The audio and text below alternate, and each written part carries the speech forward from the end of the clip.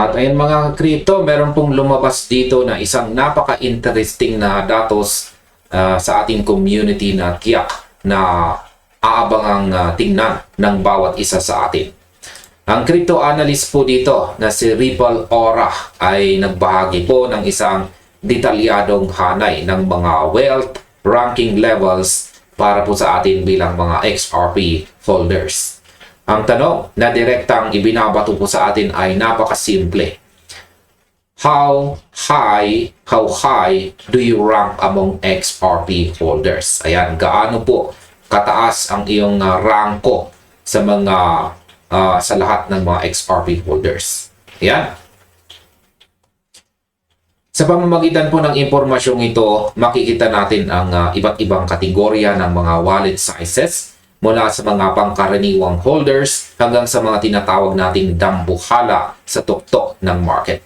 Hindi na natin kailangang hulaan kung nasaan tayo dahil may iprinisintang mga numero po dito na nagbibigay ng malinaw na gabay. Kaya sa video na ito ay sisilipin po natin ang mga numerong ito at pag-uusapan po natin ang bawat detalye kung ano ang ibig sabihin ng mga ranking na ito para sa ating lahat nang hindi na po natin kailangan pang dumaan sa mga komplikadong technical charts.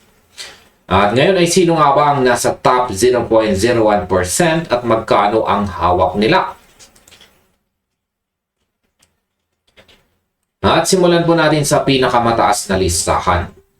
Ang pinakatuktok ng pyramid kung saan ang mga pinakamayamang wallets lamang ang nakatayo.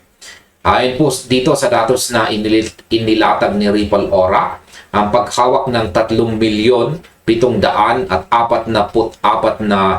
XRP or 3.744 million XRP ay maglalagay po sa isang wallet sa napakabihirang top 0.01% ng mga XRP holders sa buong mundo.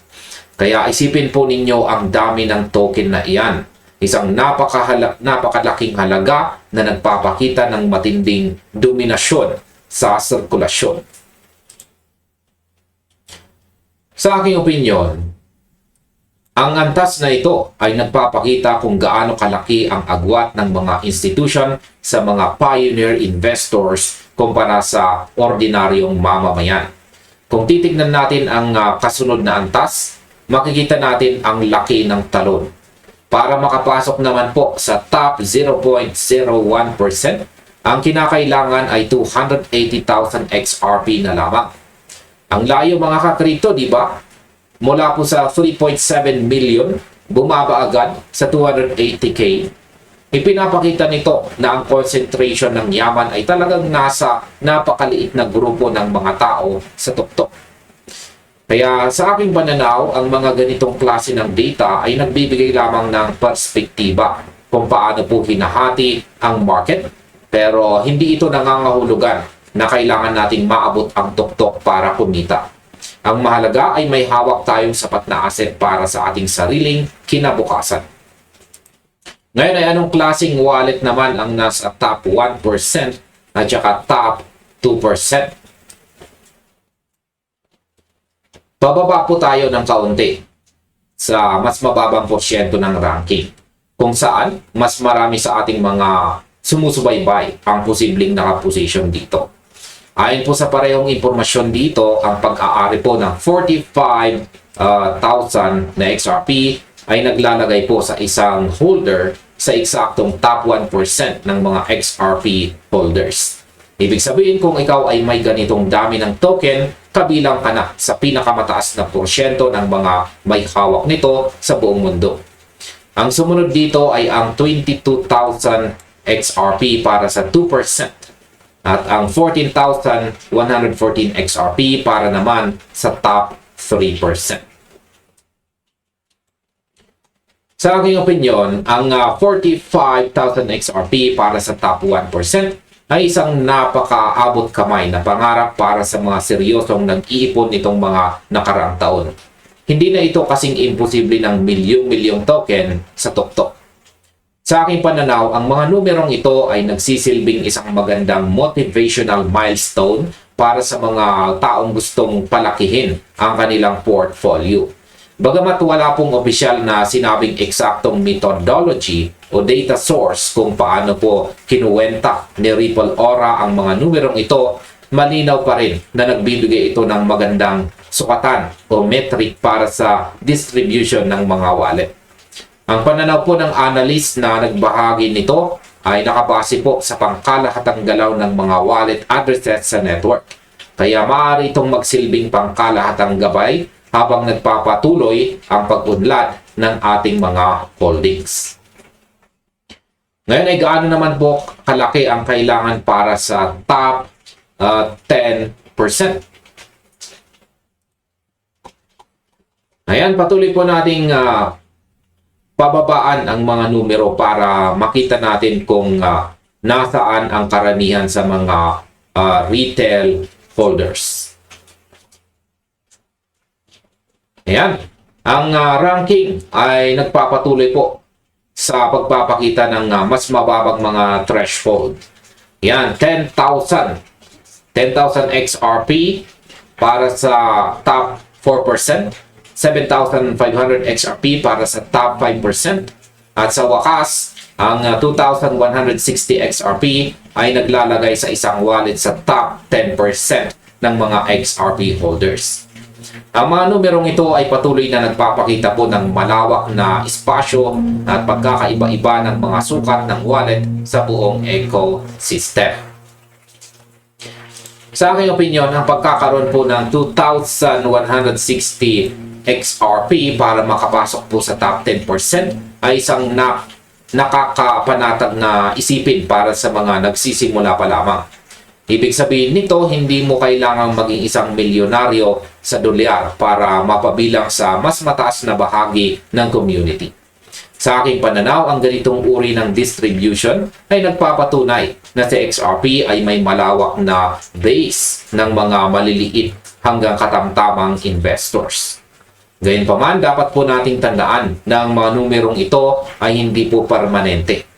Ang wallet distributions ay patuloy na nagbabago sa paglipas ng panahon habang ang mga tao ay bumibili, nagbebenta, o kaya ay naglilipat ng kanilang mga token mula sa isang exchange patungo sa iba. Kaya naman ang mga threshold na ito ay hindi dapat ituring na isang nakasulat sa batong batas, kundi isang instant snapshot lamang ng kasalukuyang sitwasyon. Ngayon ay paano mo naman ikukumpara ang iyong sariling wallet sa mga datos na ito? Sa gitna ng lahat ng numerong ito, ang sentral na tanong na iniwan ng nagbahagi ng datos ay nananatiling nakatutok sa bawat individual. Saan kaya nakaposisyon ang iyong sariling wallet? Ang hanay mula sa 2,160 XRP para sa top 10% hanggang sa 3.744 million XRP para sa top 0.01% ay nagpapakita lamang kung gaano kalawak ang agwat ng mga balanse sa pagitan ng iba't ibang tao sa buong mundo. Ang bawat isa po sa atin ay may kani-kaniyang kakayahan at diskarte sa pag-iipon. Sa aking opinion, ang pinakamahalagang aral dito ay ang pag-focus po sa sarili mong portfolio sa halip na ikumpara ito ng labis sa iba.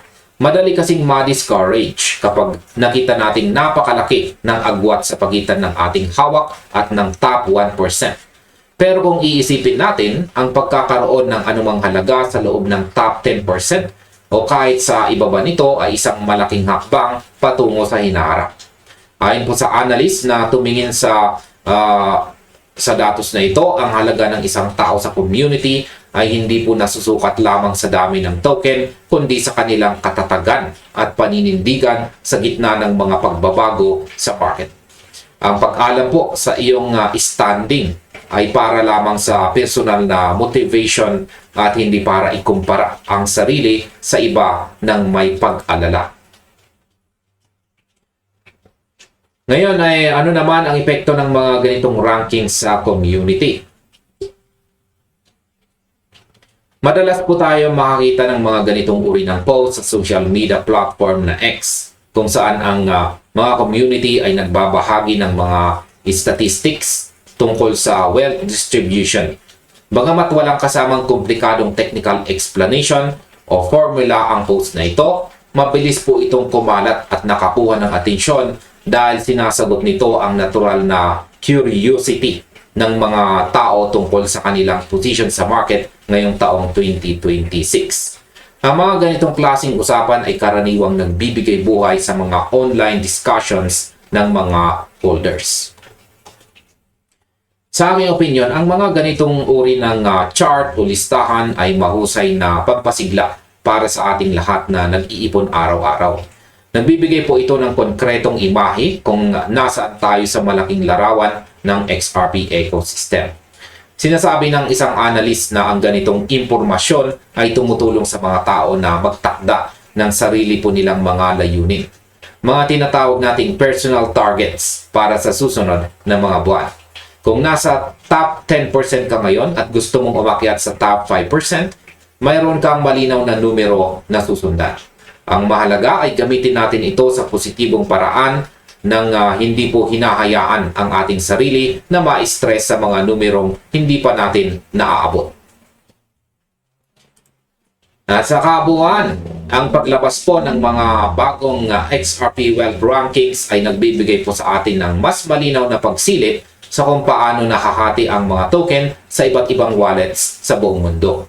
Mula po sa 2,160 XRP para sa top 10%, hanggang sa napakataas na 3.74 million XRP para sa top 0.01%, malinaw na ang bawat antas ay may kanya-kanyang katangian. Bagamat ang mga numerong ito ay patuloy na magbabago habang umiikot ang market at naglilipatan ang mga token, nananatili po itong isang interesting na metric para sa ating lahat. Kaya ayan, patuloy po nating bantayan ang ating mga portfolio. Maging wise po tayo sa ating bawat desisyon at huwag po nating kalimutang i-enjoy ang proseso ng pag-iipon para sa ating kinabukasan. At hanggang dito na lamang po tayo sa video na ito mga ka-crypto. Maraming salamat sa inyong panonood. Maaaring panoorin na rin po ninyo sunod ang recommended video natin dito.